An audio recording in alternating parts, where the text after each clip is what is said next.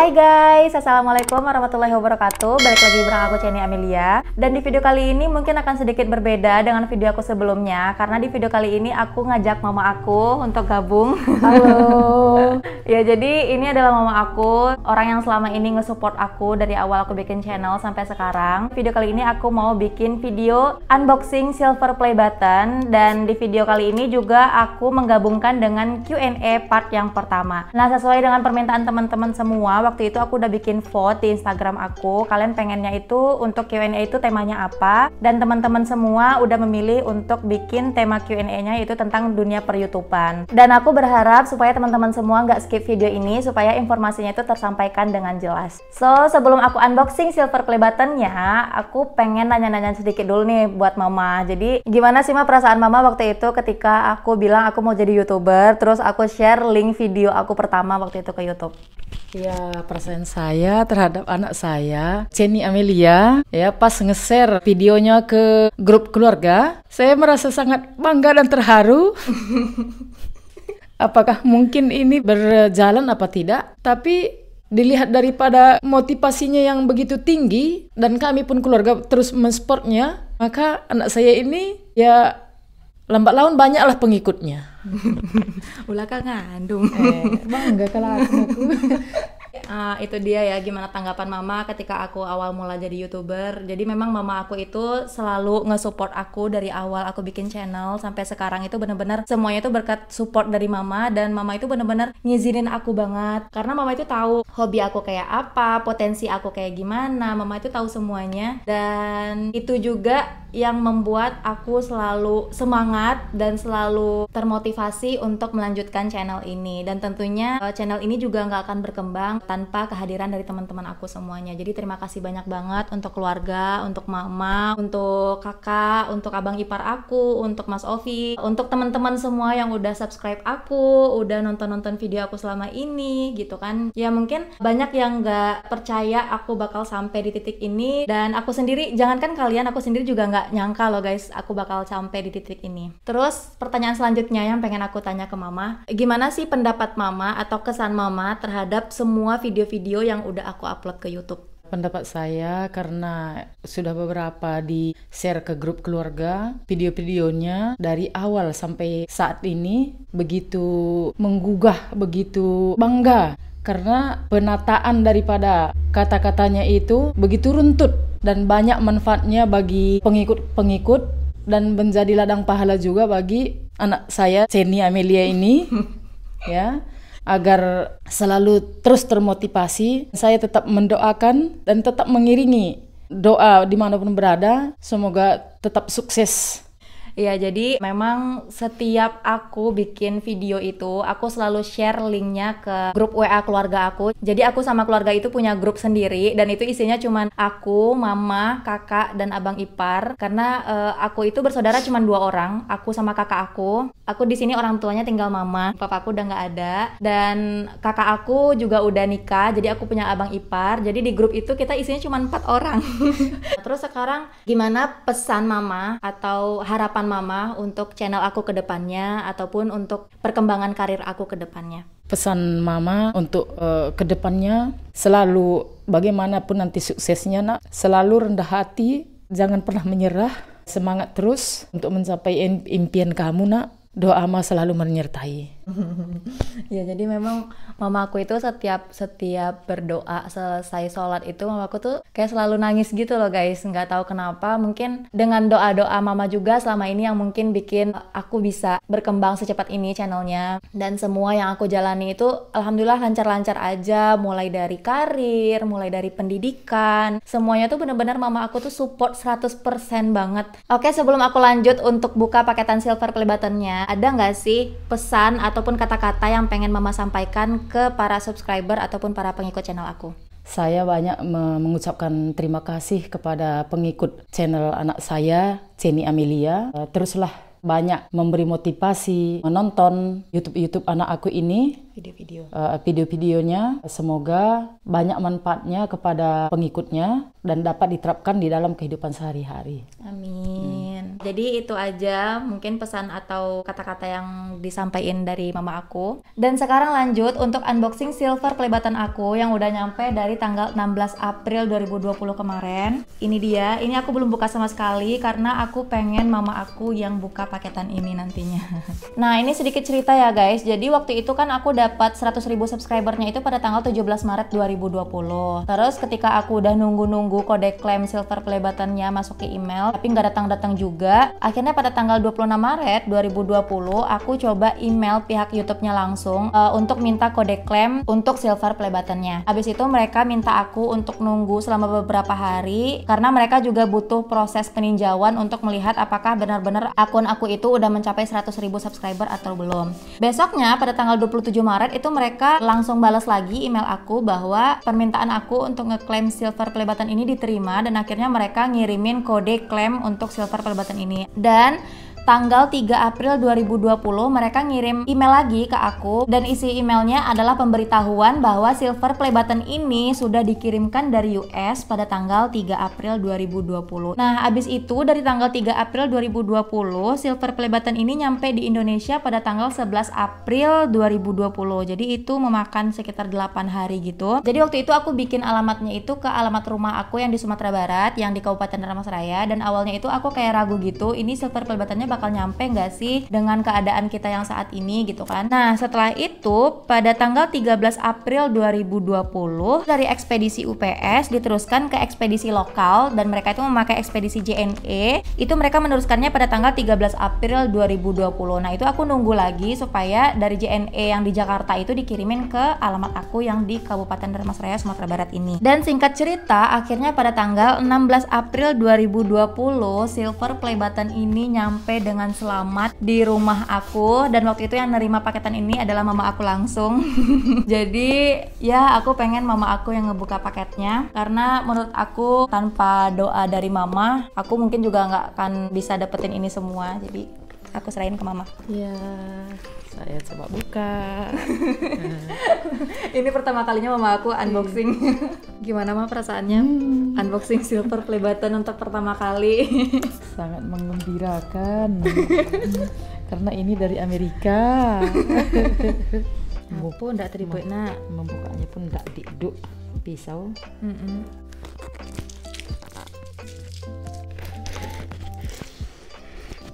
Akhirnya dibantuin sama ahli unboxing guys. Oke, sekarang waktunya kita buka. Tada! Ternyata masih belum kelihatan. Buka. Tada! Ya Allah, senang banget. Mama gimana mah perasaannya? Oh ya Allah, senang banget, menggembirakan sangat terharu. Buka. Oh my god. Ya Allah, ya Tuhanku. Terima kasih kepada pihak YouTube yang telah memberikan penghargaan kepada anak saya, Jenny Amelia. Saya merasa sangat bangga dan merasa sangat senang dan merasa sangat terharu. Yeay. Jadi di sini mereka juga ngirimin kartu ucapan selamat gitu. Jadi ini dia silver play button aku, alhamdulillah. Ini kelihatan gak sih? Jadi di sini ada nama channel aku, Jenny Amelia. Dan aku nggak nyangka banget sih dapat ini. Jadi ini dia bentuknya, di belakangnya tuh kayak gini. Ada untuk penggantungannya gitu, pengaitnya ke dinding. Terus ini dilapisi sama bludru gitu. Ya nggak sih mah? Bludru nggak sih? Iya. Ya bludru. Bagus nggak? Sangat bagus dan sangat menakjubkan. Oke guys, jadi mungkin itu aja sesi untuk unboxing silver play buttonnya. Dan di sini mama aku mohon izin untuk mengundurkan diri dulu karena mama aku ada pekerjaan lain yang harus dikerjakan. Bagus aja deh. Iya. Dadah. Dadah. Nah guys, sekarang tinggal aku di sini karena mama aku udah ngelanjutin pekerjaannya. Jadi sekarang aku langsung aja masuk ke sesi Q&A dengan tema YouTube part yang pertama. Nah, jadi di sini aku udah mengumpulkan 20 pertanyaan dari semua pertanyaan-pertanyaan yang udah teman-teman tinggalkan, baik itu di kolom komentar Instagram aku maupun tab komunitas YouTube channel aku. Nah, jadi untuk pertanyaan yang pertama, bentar dulu aku mau buka kacamata dulu soalnya cahaya ring light-nya mantul gitu ke kacamatanya. Oke, untuk ngebaca dekat lumayan lah ya, lumayan kelihatan.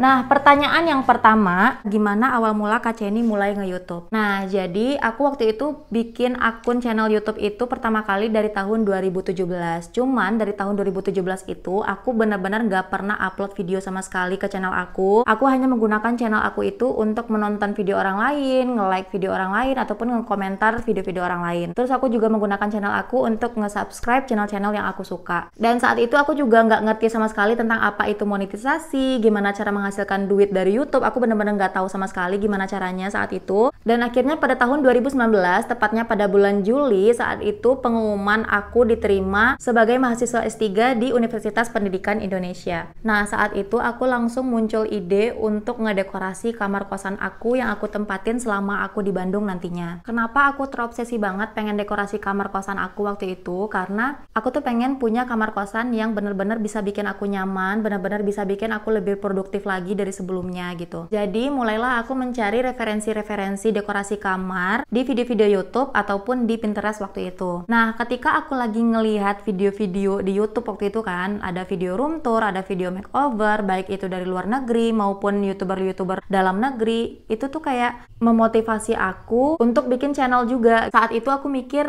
gimana kalau misalnya nanti aku juga bikin video ketika aku lagi ngedekorasi kamar kosan aku gitu loh. Nah, terus singkat cerita pada tanggal 10 Agustus 2020 akhirnya aku udah nyampe di Bandung, terus aku udah nyampe di kosan yang udah aku cari-cari waktu itu. Dan keadaan kosan aku waktu itu bener-bener kosong melompong, gak ada peralatan ataupun fasilitas sama sekali di kamar itu. Karena memang aku sengaja mencari kamar yang kosongan supaya aku nanti bisa ngisi dengan furnitur-furnitur dari yang aku beli sendiri gitu. Akhirnya mulailah aku beli perlengkapan-perlengkapan untuk dekorasi kamar aku di Shopee saat itu, karena memang aku tuh kayak Shopee-holic banget, apa-apa tuh aku belinya di Shopee. Ketika barang-barang aku satu persatu udah mulai berdatangan ke kosan, aku tuh mulai kayak nge-share barang-barang yang aku beli itu di Instagram. Saat itu kayak lampu-lampu LED gitu-gitu kan. Aku nge-share di story Instagram aku. Saat itu Instagram aku itu memang followersnya itu udah sekitar 11.000 orang gitu. Dan ketika aku nge-share lampu-lampu ataupun pernak-pernik yang aku beli untuk dekorasi kosan itu, banyak banget teman-teman atau followers aku yang nge-DM nanya aku tuh beli barang-barang itu di mana gitu. Akhirnya karena banyak banget yang nge-DM aku nanya-nanya barang-barangnya aku beli di mana, aku tuh kepikiran, oh ya gimana kalau misalnya sebelum aku ngedekorasi kamar, aku tuh bikin konten aja dulu tentang Shopee Hall Room Decor gitu. Jadi aku berpikir supaya nanti konten aku tuh kayak runtut gitu, mulai dari Shopee Hall Room Decornya, mulai dari aku memperlihatkan barang-barang dekorasinya, aku belinya di mana, harganya berapa gitu. Barulah nanti aku memperlihatkan gimana cara aku makeover kamar kosan aku, terus aku juga bakal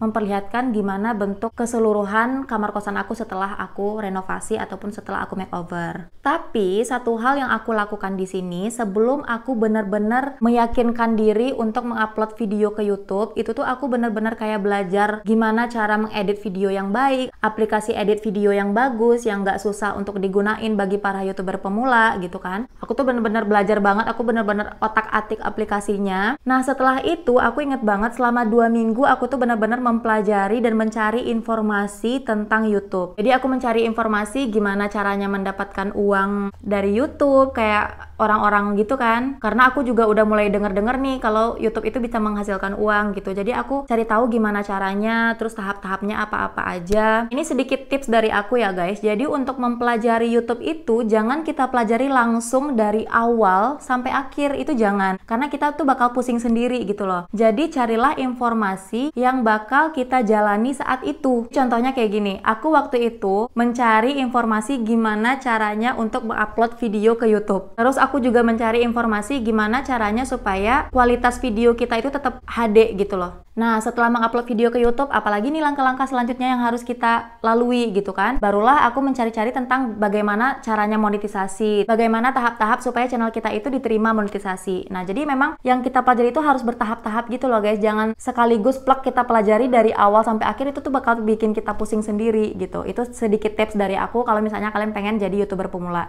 Ibaratnya itu kayak pelan-pelan dulu, step by step. Kalau misalnya kita udah menjalani tahap yang ini, barulah kita mencari informasi untuk naik ke tahap selanjutnya, dan tahap selanjutnya, seperti itu. Nah, sekarang lanjut ke pertanyaan yang kedua. Pertanyaan kedua di sini adalah, kakak beli semua barang di Shopee itu hasil nabung atau dikasih orang tua? Kalau hasil nabung, bisa kasih tahu tipsnya nggak kak? Makasih. Nah, jadi semua barang-barang yang aku beli di Shopee itu adalah hasil tabungan aku sendiri. Sebelum aku beli barang-barang untuk perlengkapan dekorasi kamar itu, aku udah nabung dulu, aku udah nyiapin uangnya. Tapi seperti yang kalian tahu dari Shopee Haul Room Decor part yang pertama, part yang kedua, ketiga, keempat, kelima, itu kan aku ada tahap-tahapnya gitu, dan itu prosesnya tuh lama banget.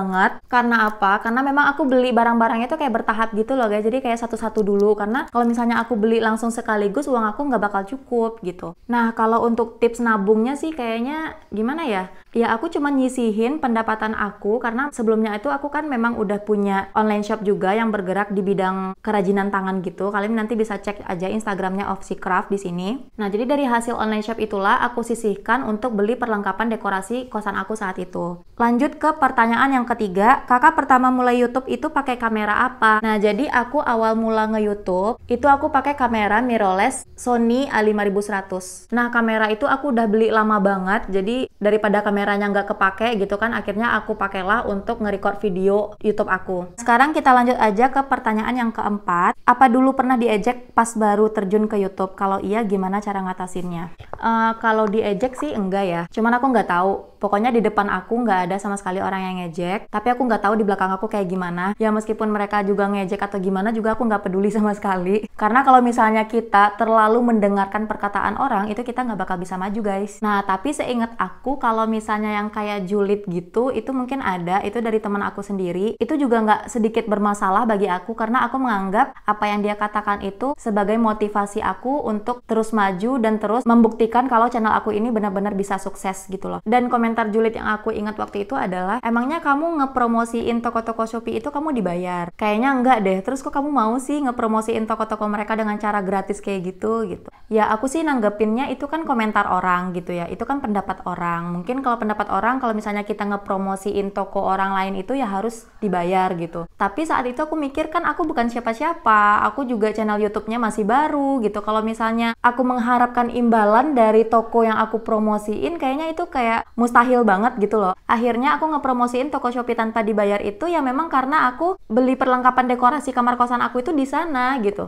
Dan itu perlengkapannya aku beli sendiri tanpa ada sponsor ataupun pihak endorse dari manapun. Jadi bener-bener pure aku beli barang-barang perlengkapan dekorasi kamar aku pakai uang aku sendiri. Jadi pesan aku bagi teman-teman semuanya yang pengen bikin YouTube tapi takut nanti bakal diejek, tapi takut nanti bakal ada haters atau gimana gitu, kalian gak usah pikirin itu dulu. Yang kalian pikirin gimana caranya kalian bisa bikin konten yang bermanfaat bagi orang lain, itu aja. Nah, next pertanyaan yang kelima. Halo Ceni, tips gimana cara bagi waktu selalu konsisten dan kreatif di YouTube? Mulai dari bikin ide sampai eksekusi. Plus sambil kuliah S3 yang tugas dan kewajibannya bikin hidung mimisan. Ya, ini memang aku akui banget selama kuliah S3 itu benar-benar tugasnya tuh kayak, ya gitulah, aku nggak bisa ngejelasin. Jadi, gimana cara aku membagi waktu aku, dan gimana caranya aku selalu konsisten dan kreatif di YouTube itu? Aku kan upload video ke YouTube itu kan setiap hari Sabtu. Karena apa? Karena aku itu jadwal kuliahnya itu kalau nggak hari Senin, kalau nggak Selasa, kalau nggak hari Rabu. Nah, jadi jadwal aku dari hari Senin sampai hari Kamis itu aku kosongkan dan aku fokus ke kuliah aku untuk ngerjain tugas, kuliah, dan lain-lain gitu. Nah, hari Jumat, Sabtu, dan Minggunya barulah aku fokus untuk bikin konten di YouTube channel aku gitu. Tapi kalau misalnya dalam satu minggu itu aku ada waktu luang atau ada waktu senggang, aku tetap berusaha untuk upload video atau bikin konten 2 kali seminggu. Tapi terkadang aku juga pernah nge-record video itu setiap hari Jumat itu 2 video gitu. Jadi 2 video sekaligus aku record dalam satu waktu. Nah, nanti video yang pertama aku upload hari Sabtu, untuk video yang kedua aku uploadnya hari Rabu gitu. Nah, terus gimana caranya aku selalu konsisten dan kreatif di YouTube itu semuanya berkat dukungan dari teman-teman juga semuanya. Kalau tanpa teman-teman yang selalu komen, "Kak, kapan sih upload video selanjutnya? Kak, videonya sangat bermanfaat banget. Kak, videonya benar-benar menarik banget." Ya karena komentar-komentar positif itulah yang selalu membuat aku untuk konsisten terus ngupload di YouTube, karena aku menganggap aku punya kewajiban untuk memberikan video-video yang bermanfaat bagi teman-teman semuanya. Nah, next next pertanyaan yang keenam, awal nge-YouTube nge-share ke semua sosial media nggak? Awal-awal upload video setiap hari atau gimana? Jadi pertama kali aku bikin YouTube itu pastinya aku selalu nge-share ke semua sosial media yang aku punya, baik itu Instagram, Facebook, maupun WhatsApp. Dan aku inget banget pertama kali aku punya video di YouTube itu, aku tuh sampai nge-share ke semua grup WhatsApp aku. Aku tuh nggak peduli orang mau bilang apa, yang penting aku pengen semua orang tahu, oh aku punya channel nih di YouTube, kalian jangan lupa mampir ya, gitu. Jadi kalau memang kita pengen terjun di dunia YouTube itu, kurangin rasa malu sedikit. Nah, terus awal-awal upload video setiap hari atau gimana? Kalau awal-awalnya sih aku ngupload itu seingat aku satu minggunya itu sekitar 2-3 kali seminggu. Karena apa? Karena saat itu kan aku awal-awal upload itu bulan Agustus 2019. Sedangkan waktu itu mulai perkuliahan aku pada semester 1 di S3 itu pada bulan September 2019. Jadi pada bulan Agustus itu aku benar-benar fokus banget ke YouTube aku, meskipun YouTube aku belum dimonetisasi saat itu. Nah, next lanjut ke pertanyaan yang ketujuh, gimana reaksi pertama keluarga pas tahu kalau kakak jadi YouTuber? Ya, mungkin kalian bisa ngambil kesimpulan dari tanggapan mama aku tadi ketika mama aku tahu aku jadi YouTuber. Itu semua keluarga aku kayak nge-support banget, baik itu dari kakak, dari abang ipar, dari mama tentunya, terus dari Mas Ovi gitu. Itu semuanya tuh benar-benar nge-support aku banget. Bahkan mereka juga membantu aku untuk nge-share video-video yang aku punya di YouTube channel aku. Nah, next lanjut ke pertanyaan yang ke-8. Kenapa kepikiran bikin konten bertema dekorasi estetik? Apa dulu lagi ngetren banget atau gimana, Kak? Makasih, love you. Oke, jadi kenapa kepikiran bikin konten bertema dekorasi estetik? Karena memang itu udah keinginan aku gitu. Aku pengen punya kamar yang dekorasinya tuh kayak bikin aku nyaman gitu aja sih. Terus apa dulu lagi ngetren banget atau gimana? Aku juga nggak paham ya. Dan sebenarnya aku sampai sekarang juga ragu sih, itu dekorasi kamar aku itu udah bener-bener estetik apa belum sih gitu. Dan mungkin aku juga berpikir kenapa video-video aku bisa berkembang dengan pesat saat itu, bisa banyak viewsnya saat itu mungkin karena saat itu kan bulan Agustus 2019. Jadi mungkin karena tahun ajaran baru, terus banyak anak-anak yang masuk ke perguruan tinggi gitu kan, akhirnya mereka kan nyari-nyari kosan, terus akhirnya mereka berpikir untuk ngedekorasi kamar mereka, dan mereka juga nyari referensi untuk dekorasi kamar kosnya di YouTube gitu. Jadi yang aku pikirin sih cuman itu ya. Nah, next lanjut ke pertanyaan yang selanjutnya. Kak, ada nggak yang komen hate ke kakak? Padahal konten kakak tuh bagus dan positif banget. Ya, ini pasti banget sih. Setiap YouTuber rasa aku pasti ada yang komentar hate, maupun itu konten-kontennya bagus atau enggak. Tapi di sini konten hate yang aku dapat itu alhamdulillahnya nggak ada yang kayak kata-kata kasar gitu. Konten hate yang aku dapetin itu cuman kayak mengutarakan pendapat mereka aja sih. Dan alhamdulillahnya selama aku nge-YouTube itu nggak terlalu banyak sih komentar hate yang aku dapat, dan nggak terlalu nyakitin hati aku juga gitu loh. Mungkin kalau dipersenkan ya sekitar 97% komentar-komentar yang ada di YouTube channel aku itu semua komentar-komentarnya itu positif banget. Jadi hanya sedikit banget yang ada komentar-komentar hate kayak gitu. Nah, terus lanjut ke pertanyaan, berapa tarif endorse pertama kali di YouTube? Ini aku inget banget ya, karena semua catatannya tuh masih ada. Jadi aku itu orangnya tuh benar-benar terperinci banget. Semua hal yang menurut aku itu penting, semua itu aku catat. Mulai dari pertama aku dapat endorse itu tanggal berapa gitu, tuh aku nyatet banget sih semuanya. Dan tarif endorse pertama kali di YouTube itu adalah 450.000. Itu aku tahu banget kayak gimana ya?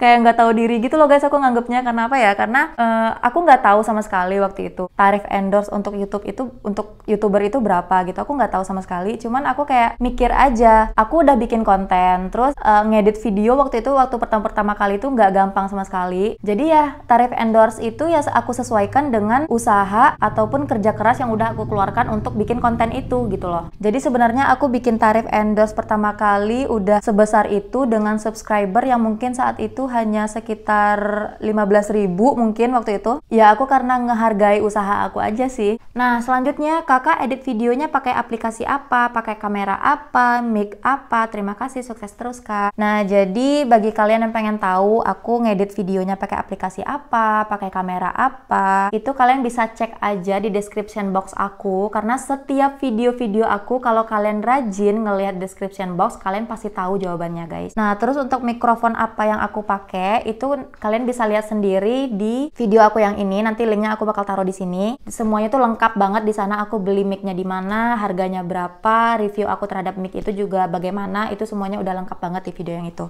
Nah, pertanyaan selanjutnya, terus gimana juga cara kakak milih konten untuk ditayangkan? Ya itu semua kayak ngalir gitu aja sih sebenarnya. Dan alhamdulillahnya makin kesini itu udah banyak juga kan yang minta endorse gitu. Dan aku juga bener-bener selektif banget untuk menerima endorsean. Jadi kayak nggak asalan-asalan gitu aja nerima endorse. Bener-bener aku pilih-pilih banget barang-barang yang aku review di konten aku. Karena itu juga bakal menjaga eksistensi aku di dunia per-YouTubean. Nah, pertanyaan selanjutnya, hal-hal yang dipersiapkan sebelum bikin video kayak catatan, clip on, make up, atau hal-hal detail yang lainnya. Nah, jadi sebelum aku bikin video itu memang ada hal-hal yang aku persiapkan. Kayak clip on itu pasti yang aku pakai sekarang. Terus make up juga aku juga pastinya make up dulu sebelum bikin video. Tapi nggak make up yang tebal-tebal banget, biasa-biasa aja. Terus kalau misalnya catatan, itu tuh kayak beberapa konten aja sih. Kalau misalnya aku nganggap konten itu bisa aku bikin dengan ngalir gitu aja, ya aku nggak butuh catatan. Tapi kalau misalnya kayak konten tentang gaji YouTuber pemula kemarin atau pengalaman aku dari awal nge-YouTube sampai sekarang, itu pasti kan aku butuh tanggal-tanggal, aku butuh tahap-tahap gitu kan, supaya nanti tahap-tahapnya itu atau langkah-langkahnya itu nggak ketuker gitu kan, yaitu aku pasti butuh catatan sih. Nah, next pertanyaan selanjutnya, gimana caranya ngomong di depan kamera biar nggak terlihat kaku? Soalnya pasti awal-awal nggak langsung lancar ngomong di depan kamera. Aku itu dari SD memang udah suka tampil di depan kelas, SMP juga kayak gitu, SMA juga, aku tuh udah mulai pidato di depan umum waktu itu, terus kayak nyanyi di depan teman-teman. Pokoknya aku dari kecil emang udah suka tampil di depan orang. Jadi untuk tampil di depan kamera ya aku kayak ngerasa nyantai aja sih, nggak ada beban, nggak ada kaku atau gimana-gimana sama sekali. Nah, selanjutnya, pengalaman paling susah Kak Chenny di dunia per-YouTubean. Pengalaman paling susah selama ber-YouTube itu kayaknya sih ngedit video sih. Nah, terus pertanyaan selanjutnya, apa yang mendasari kakak bikin konten YouTube? Mengapa kakak baru berniat jadi YouTuber setelah melanjutkan S3? Jadi sebenarnya kenapa aku jadi YouTuber setelah melanjutkan S3? Ya karena saat itu juga aku kepikiran untuk ngedekorasi kamar kosan aku saat aku mau kuliah S3 gitu. Karena saat aku kuliah S2, kebetulan waktu itu aku kuliah S2-nya juga di Universitas Pendidikan Indonesia. Jadi aku udah di Bandung itu dari tahun 2016 sebenarnya. Dan kenapa aku dari S2 nggak kepikiran untuk dekorasi kamar kosan aku? Karena saat itu aku ngekosnya berdua sama teman aku. Terus kamar kosan aku tuh kayak kecil banget, jangankan untuk ngedekorasi, untuk tidur aja kami tuh kayak sempit-sempitan gitu loh guys. Jadi ya selama S3 inilah aku bisa melampiaskan hasrat aku untuk ngedekorasi kamar kosan aku karena aku udah ngekosnya sendiri gitu. Nah, next untuk pertanyaan yang selanjutnya, kakak buat videonya edit sendiri atau minta bantuan orang? Jujur karena ngedit video itu capek banget. Ya bener, emang jujur banget sih ngedit video itu bener-bener capek banget. Apalagi kalau misalnya videonya tuh durasinya tuh kayak panjang banget, sekitar 1 jam lebih. Terus kita harus mikirin banget gimana caranya supaya durasi video yang akan kita upload ke YouTube itu nggak terlalu lama gitu loh, supaya orang tuh nggak bosan gitu. Dan mungkin ini untuk video yang unboxing silver play button plus Q&A part yang pertama ini tuh bakal lama banget durasinya dia. Jadi aku minta maaf kalau misalnya durasinya agak panjang dari video-video aku sebelumnya, karena memang aku ngejadiin 2 konten menjadi 1 video gitu. Nah, terus untuk pertanyaan videonya edit sendiri atau minta bantuan orang lain, alhamdulillah sampai sekarang aku masih edit video sendiri karena aku ngerasa sampai saat ini juga aku masih sanggup gitu loh untuk ngehandle editing video. Tapi nggak tahu ya, seiring berjalannya waktu, kalau misalnya nanti memang konten aku udah berkembangnya udah pesat banget, terus memang aku udah disibukkan juga dengan pekerjaan-pekerjaan yang lainnya, pokoknya kalau misalnya aku udah merasa aku butuh editor, ya mungkin nanti aku bakal cari editor untuk video-video aku. Tapi sampai saat ini sih aku ngerasa masih sanggup sih untuk menjalani semuanya sendiri.